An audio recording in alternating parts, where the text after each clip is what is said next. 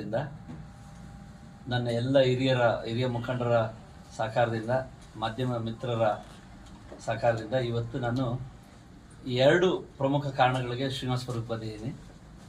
ಮೊದಲನೇದಾಗಿ ಘನ ಸರ್ಕಾರ, ಮುಖ್ಯಮಂತ್ರಿಗಳು, ಉಪಮುಖ್ಯಮಂತ್ರಿಗಳು,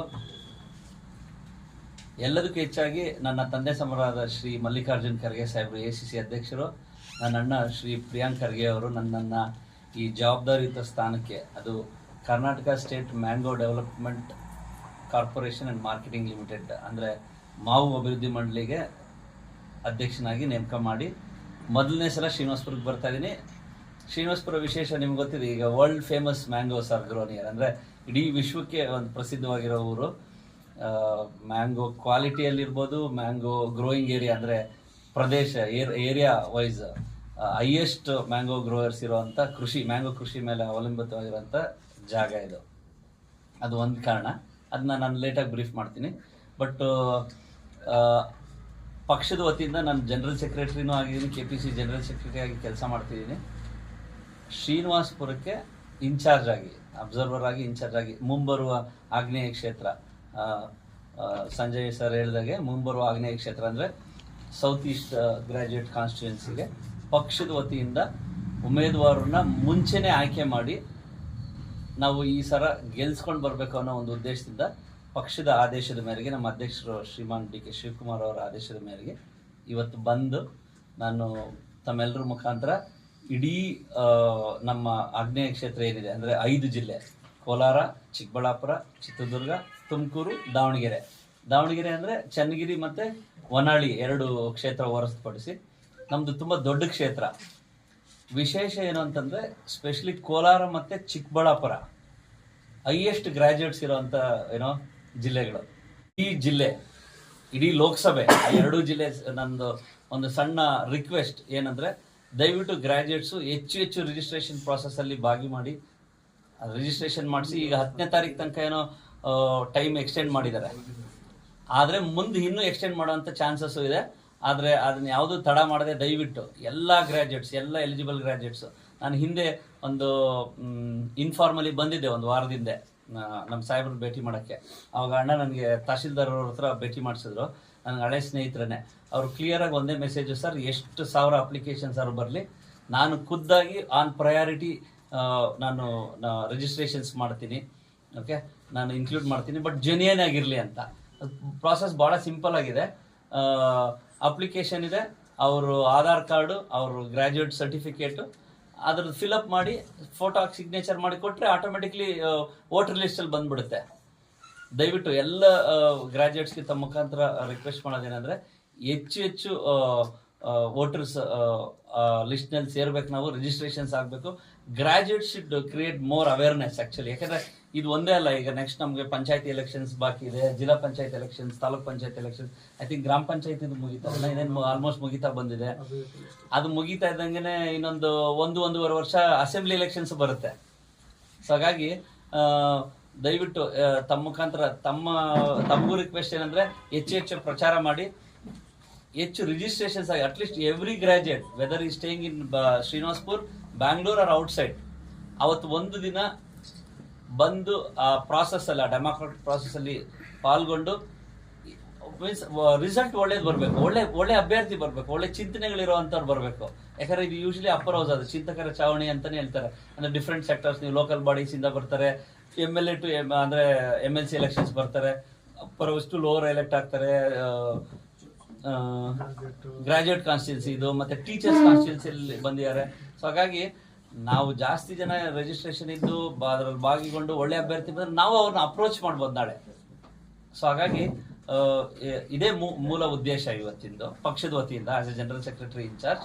ಸೊ ನಾನು ರಿಕ್ವೆಸ್ಟ್ ಮಾಡಿದ್ದೆ ಎಲ್ಲ ಬ್ಲಾಕ್ ಕಾಂಗ್ರೆಸ್ ಅಧ್ಯಕ್ಷಗಳಿಗೂ ಮತ್ತು ನಮ್ಮ ಸೀನಿಯರ್ ಲೀಡರ್ಸ್ಗೂ, ದೊಡ್ಡ ಸಾಹೇಬ್ರದ್ದು ಪರ್ಮಿಷನ್ ತೊಗೊಂಡು ಈ ಥರ ಮಾಡೋಣ ಅವೇರ್ನೆಸ್ ಅಂತ. ಆಯ್ತಪ್ಪ ಮುದ್ದು ಮಾಡು ನೀನು ಪಕ್ಷಕ್ಕೆ ಕೆಲಸ. ಕೋಲಾರ ಜಿಲ್ಲೆಯಲ್ಲಿ ಅಂದಾಜು 45,000 ಹೆಕ್ಟೇರ್ನಲ್ಲಿ ಈಗ ಮ್ಯಾಂಗೋ ಕೃಷಿ ಇದೆ, ಸ್ಪೆಷಲಿ ಕೋಲಾರ ಜಿಲ್ಲೆಯಲ್ಲಿ. ಹೆಚ್ಚು ಕಮ್ಮಿ 3.8 ಲಕ್ಷ ಟನ್ ಇಳುವರಿ ಲಾಸ್ಟ್ ಇದಕ್ಕೆ. ನೋಡಿ, ನೀವು ನೇರವಾದ ಪ್ರಶ್ನೆ, ನಿಮಗೆ ರೈತರು ಸಂಕಷ್ಟದಲ್ಲಿದ್ದಾರೆ ಅಂದಾಗ ಪ್ಲೀಸ್ ಇದನ್ನ ಹೈಲೈಟ್ ಮಾಡಿ.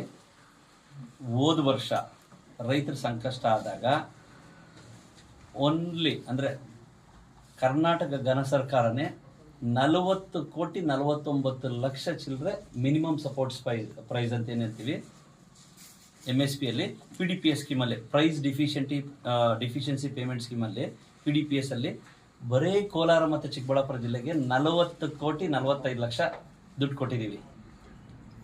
ಪ್ಲೀಸ್ ಅಂಡರ್ಲೈನ್ ಮಾಡಿ, ಇದು ಬರೀ ರಾಜ್ಯ ಸರ್ಕಾರ ಕೊಟ್ಟಿರೋ ದುಡ್ಡು ಮಾತ್ರ, ಕೋಲಾರ ಜಿಲ್ಲೆಗೆ ಮಾತ್ರ.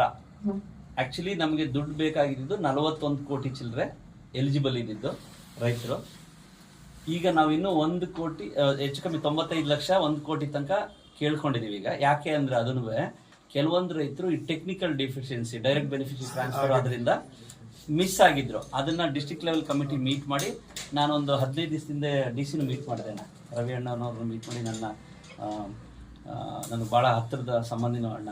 ಸೊ ಅವರು ಭಾಳ ಪ್ರಶಂಸೆ ಪಟ್ಟರು.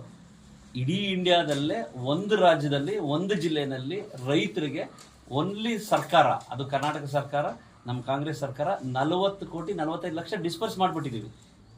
ಅದು ಹೇಗೆ ಅಂದರೆ 404 ರೂಪಾಯಿ ಒಂದು ಕ್ವಿಂಟಾಲ್ಗೆ, 404 ರೂಪಾಯಿ ಒಂದು ಕ್ವಿಂಟಾಲ್ಗೆ. ಒಂದು ರೈತರಿಗೆ 2 ಎಕರೆ ಹೆಚ್ಚು ಕಮ್ಮಿ 200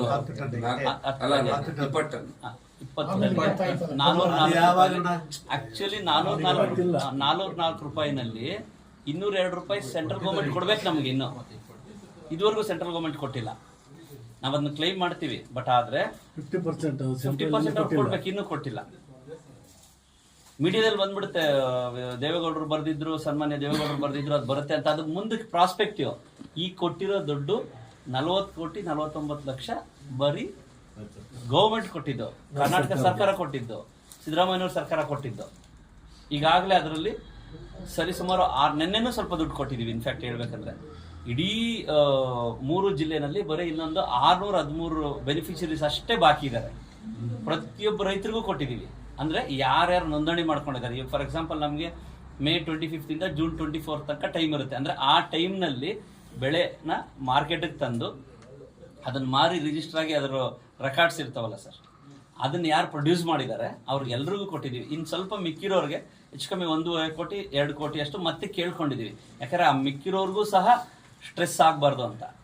ರೈತರು ಡಿಸ್ಟ್ರೆಸ್ ಅಂದರೆ ರೈತರನ್ನ ಡಿಸ್ಟ್ರೆಸ್ ಮಾಡಬೇಕು, ಅವ್ರಿಗೆ ಮಿನಿಮಮ್ ಸಪೋರ್ಟ್ ಪ್ರೈಸ್ ಕೊಡಬೇಕು ಅಂತೇಳಿ ಹೆಚ್ಚು ಕಮ್ಮಿ 101 ಕೋಟಿ ನಾವು ಕೇಳಿದ್ದು ಇಡೀ ಸ್ಟೇಟ್ಗೆ.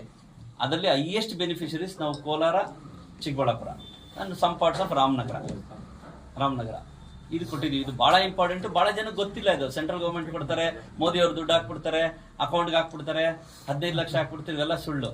ಇದು ಆನ್ ರೆಕಾರ್ಡ್ಸ್. ಇನ್ಫ್ಯಾಕ್ಟ್ ನಾನು ಹೇಳಿದ್ನಲ್ಲ, ಸನ್ಮಾನ್ಯ ರವಿ ಅವರು, ನಮ್ಮ DC ಡಿಸ್ಟ್ರಿಕ್ಟ್ ಕಲೆಕ್ಟರ್ ಅವರು ಭಾಳ ಪ್ರಶಂಸೆ ಮಾಡಿದ್ರು. ಫಸ್ಟ್ ಟೈಮ್ ಇದನ್ನು ಭಾಳ ಏನೂ ಇಲ್ದಿರ ಅದಕ್ಕೆ ಶ್ರೇಯಸ್ಸು ನಮ್ಮ ಬೋರ್ಡ್ನ ಅಧಿಕಾರಿಗಳು ಸಲ್ಲಬೇಕು. ಅದರಲ್ಲೂ ಮಾಡಿಕೆರೆ ಮತ್ತು ಹೊಗಳಗೆರೆ ಇನ್ಚಾರ್ಜ್ ನಮ್ಮ ಮಂಜುನಾಥ್ ಅವರು, assistant director for horticulture Manjunath Reddy ಅವರು, ಅವ್ರಿಗೆ ಸಲ್ಲಬೇಕು. ಮತ್ತು ಎಲ್ಲ ನಮ್ಮ MD ಇಂದ ಹಿಡಿದು ನಮ್ಮ SADH ಆಗಲಿ DDA ಆಗಲಿ ಭಾಳ ಹಗಲು ರಾತ್ರಿ, ಇನ್ಫ್ಯಾಕ್ಟ್ ಅವ್ರ ಮನೆಗಳಿಗೆ ಹೋಗಿದ್ರೆ 2 ತಿಂಗಳು ಕೆಲಸ ಮಾಡಿದ್ದಾರೆ ಸರ್. ಇದು ನಿಮ್ಮ ನೇರವಾದ ಪ್ರಶ್ನೆಗೆ ಉತ್ತರ.